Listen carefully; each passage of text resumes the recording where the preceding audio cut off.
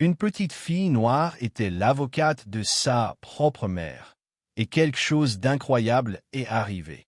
Le silence dans la salle d'audience numéro 7 d'Atlanta fut brisé par une voix d'enfant qui résonna contre les murs froids. Avec tout le respect que je vous dois, Votre Honneur, je souhaiterais représenter ma mère lors de cette audience.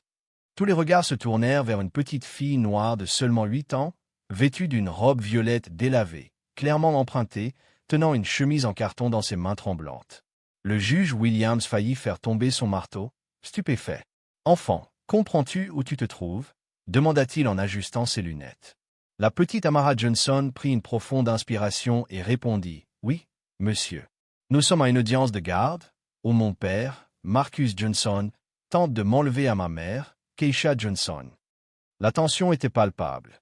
Marcus, un homme grand en costume coûteux, ricana sarcastiquement. « Juge, c'est ridicule. Un enfant ne peut pas. » Mais Amara l'interrompit avec une fermeté qui glaça le sang de tous les présents. « En réalité, Monsieur Johnson, selon la loi fédérale, toute personne peut représenter une autre devant un tribunal, à condition d'avoir une connaissance adéquate de la loi.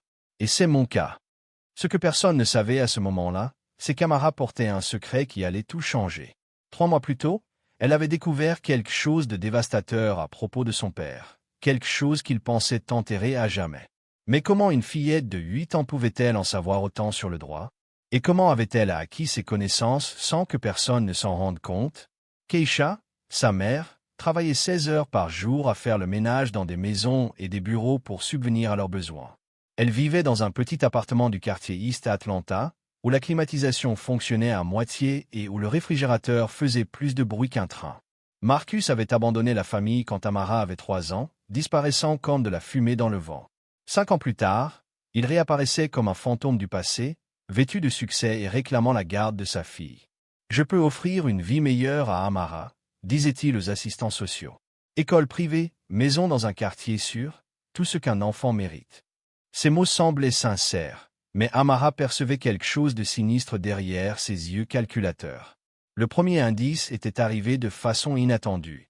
Amara jouait dans le parc lorsqu'elle entendit 2 femmes parler de son père. « Marcus Johnson, celui qui poursuit son ex-femme, j'ai entendu dire qu'il veut juste la gamine pour l'argent. » Ces mots résonnèrent dans l'esprit de la fillette pendant des jours.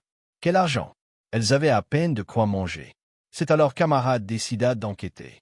Chaque après-midi, après l'école, elle courait à la bibliothèque publique au lieu de rentrer chez elle.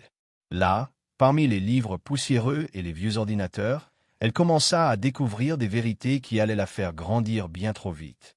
Madame Washington, la bibliothécaire, tenta d'abord de l'orienter vers les livres pour enfants, mais réalisa vite que cette fillette avait une soif de savoir insatiable. « Tu es sûr de vouloir lire sur le droit de la famille ?»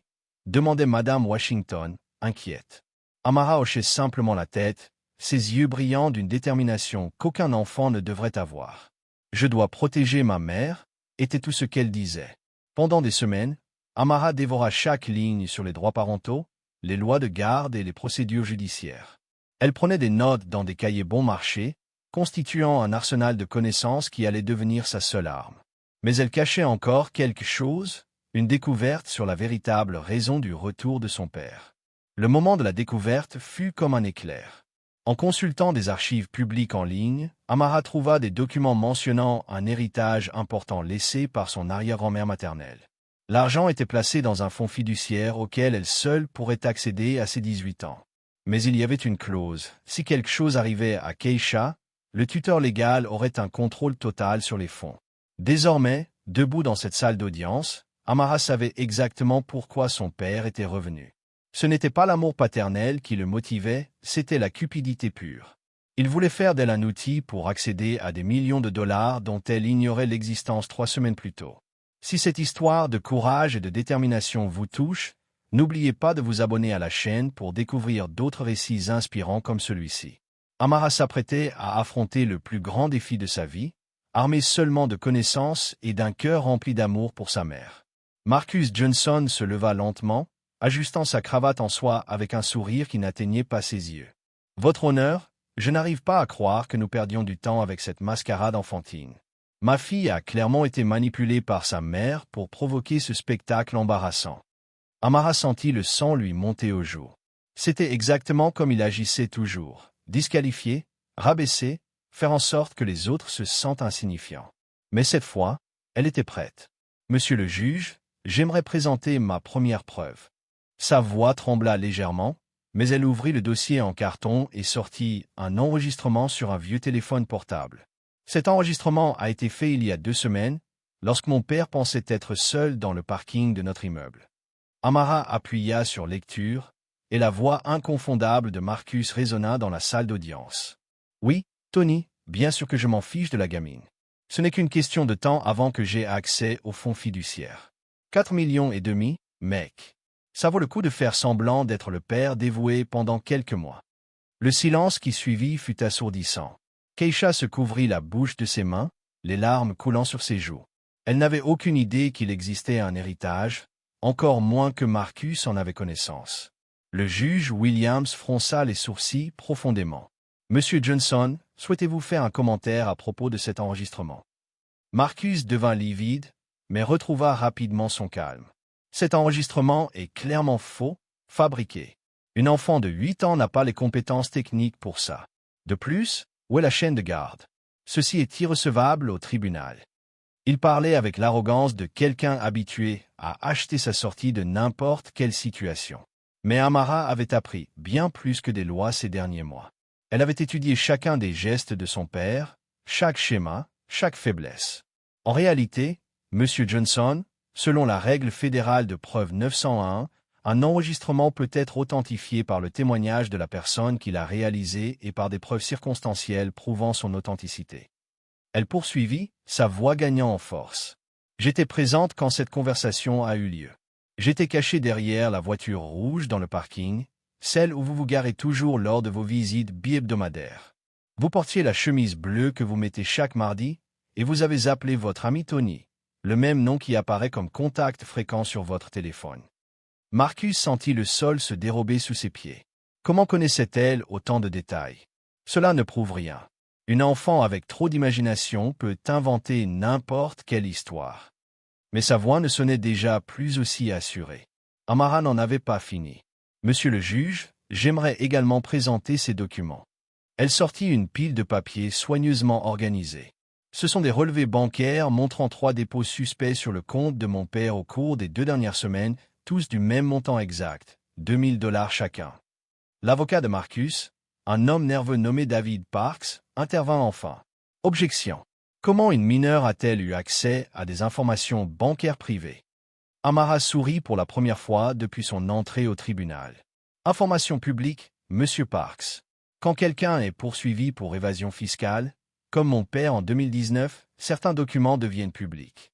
J'ai appris ça à la bibliothèque, dans le livre Recherche de documents publics pour débutants. La révélation frappa Marcus comme un coup de poing. Il avait été prudent pour cacher ses problèmes financiers passés, mais n'avait pas compté sur la détermination d'enquêtrice d'une enfant de 8 ans. Le juge demanda une pause de 15 minutes pour examiner les documents présentés. Pendant l'entracte, Marcus s'approcha d'Amara avec une expression qu'elle n'avait jamais vue auparavant, du désespoir mêlé à de la colère. « Amara, tu ne comprends pas ce que tu fais. Je suis ton père. Tu dois me faire confiance. » Sa voix était basse, presque suppliante. Amara le regarda droit dans les yeux. « Je vous faisais confiance quand j'avais 3 ans. Vous avez choisi de partir. Maintenant je sais pourquoi vous êtes revenu, et ce n'est pas pour moi. » La froideur dans sa voix effraya même Keisha, qui n'avait jamais vu sa fille aussi mûre et déterminée. Mais Marcus avait encore des cartes à jouer. Quand le tribunal fut reconvoqué, il présenta son propre arsenal, des rapports médicaux douteux, des déclarations de voisins payés, et même des photos suggérant une négligence de la part de Keisha. La bataille ne faisait que commencer, et Amara comprit qu'elle avait sous-estimé la cruauté de son père. Ce qu'elle ne savait pas, c'est que Marcus avait découvert quelque chose sur elle qui pourrait complètement changer le cours de l'audience. Quelque chose que même Madame Washington, la bibliothécaire, n'imaginait pas sur les véritables capacités de cette fille qui passait tous ses après-midi à étudier le droit. Marcus se leva avec une confiance renouvelée, tenant une chemise qui était restée fermée jusqu'à ce moment-là. « Votre honneur, je dois présenter des preuves troublantes concernant la véritable nature de cette situation. » Il ouvrit la chemise de manière dramatique. « J'ai découvert qu'Amara n'a pas appris le droit toute seule. Elle a été formée par quelqu'un en motivation douteuse.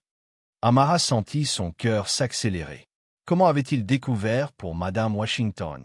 Mais Marcus continua. Ma fille a été instruite par un ancien détenu nommé Jérôme Washington, qui a purgé une peine pour falsification de documents. Il fréquente la bibliothèque où Amara passe ses après-midi, et il existe des dossiers montrant qu'ils ont beaucoup parlé. Le monde d'Amara s'effondra. Jérôme Washington était bien un habitué de la bibliothèque, un homme gentil qui avait aidé quelques enfants avec leurs devoirs. Mais elle n'avait jamais discuté de droit avec lui, seulement de science, une seule fois. Marcus déformait la vérité de manière brillante et cruelle. Keisha paniqua. « Amara, est-ce vrai ?» chuchota-t-elle, sa voix pleine de peur et de confusion.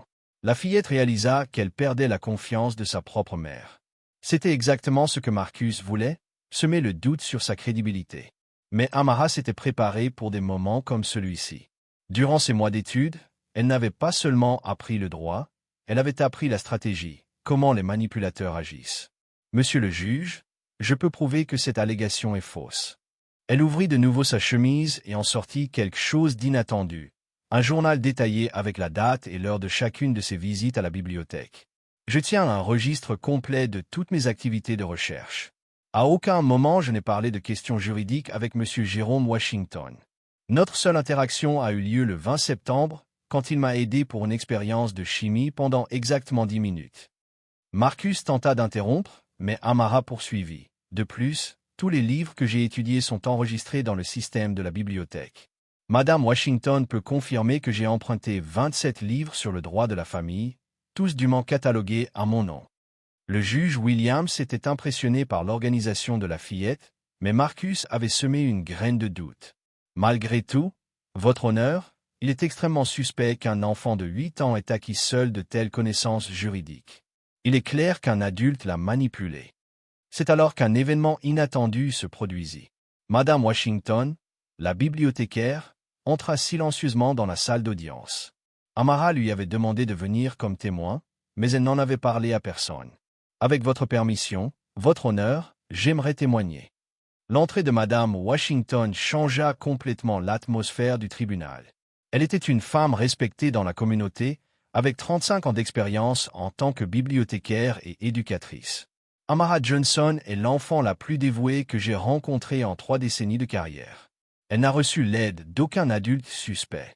En fait, c'est elle qui m'a appris quelque chose sur la persévérance. Madame Washington poursuivit, la voix émue. Chaque jour, Amara arrivait à la bibliothèque à 15h20. Elle étudiait jusqu'à 18h, à la fermeture. Elle prenait des notes méticuleuses, posait des questions intelligentes, plus important encore, n'abandonnait jamais quand elle ne comprenait pas quelque chose. Marcus tenta de discréditer le témoignage, mais Madame Washington avait encore plus à dire. Amara n'a pas seulement étudié le droit. Elle a étudié la psychologie infantile pour comprendre comment les enfants sont affectés par les divorces traumatiques. Elle a lu sur la manipulation émotionnelle et le chantage financier. Cette fille s'est préparée à protéger sa mère avec un dévouement que je n'ai jamais vu chez un adulte.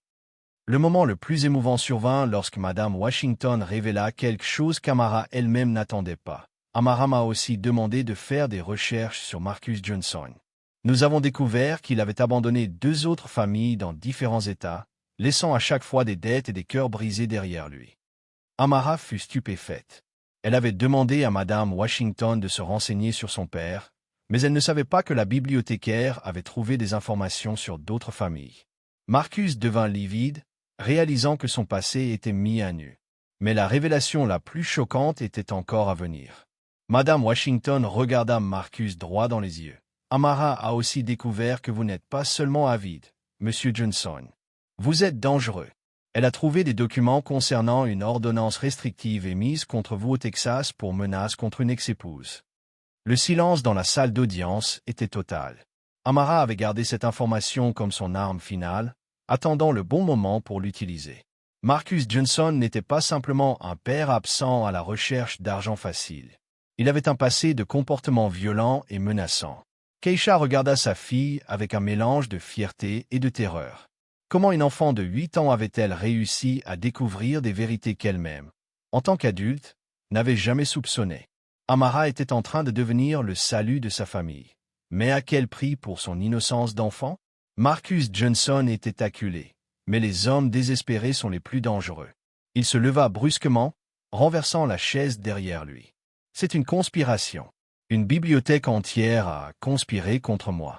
Votre honneur, j'exige que cette farce prenne fin immédiatement. Le juge Williams frappa fermement du marteau. Monsieur Johnson, contrôlez-vous ou vous serez expulsé de la salle d'audience. Mais Marcus avait déjà complètement perdu son calme. Il pointa directement Amara du doigt. Tu ne sais pas ce que tu fais, gamine. Tu détruis ta seule chance d'avoir une vie décente. À ce moment-là, Amara montra une maturité qui glaça le sang de tous les présents. Elle marcha calmement jusqu'au centre de la salle d'audience, regarda son père droit dans les yeux et dit « Monsieur Marcus Johnson, je renonce formellement à tout droit sur l'héritage laissé par ma arrière-grand-mère maternelle. » La salle d'audience éclata en murmures. Même le juge Williams resta bouche bée. Une enfant de 8 ans renonçait volontairement à 4,5 millions de dollars. Marcus était en état de choc total. Tu ne peux pas faire ça. Tu es mineur. Amara sourit pour la deuxième fois de la journée. En fait, je le peux. Selon l'article 15 du fonds fiduciaire, que j'ai étudié attentivement, le bénéficiaire peut renoncer à ses droits à tout moment, à condition que la décision soit prise dans un cadre légal supervisé. Comme ce tribunal. L'avocat de Marcus, David Parks, était paniqué. Votre honneur, cela ne peut pas être légal. Un enfant n'a pas la capacité de prendre des décisions financières d'une telle ampleur. Mais Amara était prête à cette objection également. Monsieur le juge, je souhaite citer l'affaire Thompson contre Thompson, jugée en 2020, où un mineur de 9 ans a été jugé compétent pour renoncer à un héritage lorsqu'il a démontré une compréhension totale des implications. Je cite aussi le précédent Davis contre l'État de Géorgie, où Marcus l'interrompit désespérément. Arrête ça. Tu es en train de jeter ton avenir. 4,5 millions, Amara. Pense à ton éducation, à ta mère. Amara cessa de parler et le regarda avec une tristesse profonde qui ne devrait pas exister dans des yeux si jeunes. C'est justement à ma mère que je pense. Tu ne t'es jamais soucié de moi, Marcus. Tu n'es revenu que pour l'argent. Mais je préfère vivre pauvre avec quelqu'un qui m'aime que riche avec quelqu'un qui me voit comme un objet. Keisha se mit à pleurer de manière incontrôlable. Elle tenta de parler, mais les mots ne sortaient pas. Sa fille de 8 ans sacrifiait une fortune pour la protéger d'un homme qu'elle ne savait même pas violent. Le juge Williams se leva lentement. 38 ans de carrière juridique, mais il n'avait jamais assisté à quelque chose de pareil. Amara Johnson, êtes-vous absolument certaine de votre décision? Une fois formalisée, cette renonciation sera irréversible. Amara hocha fermement la tête. Je suis certaine, votre honneur. Je ne veux pas que cet argent soit utilisé comme un outil pour blesser ma mère. Je préfère travailler dur et construire mon propre avenir. Marcus fit une dernière tentative désespérée. Amara, s'il te plaît. Je suis ton père. Je peux changer. Nous pouvons être une vraie famille. Mais ces paroles sonnaient creuses, et tout le monde dans la salle le savait. Amara se tourna vers lui une dernière fois. Un vrai père n'abandonne pas sa fille à 3 ans. Un vrai père ne revient pas seulement quand il y a de l'argent en jeu. Et un vrai père ne tenterait jamais de détruire la femme qui a élevé sa fille seule. Sa voix était ferme, mais des larmes coulaient sur son visage.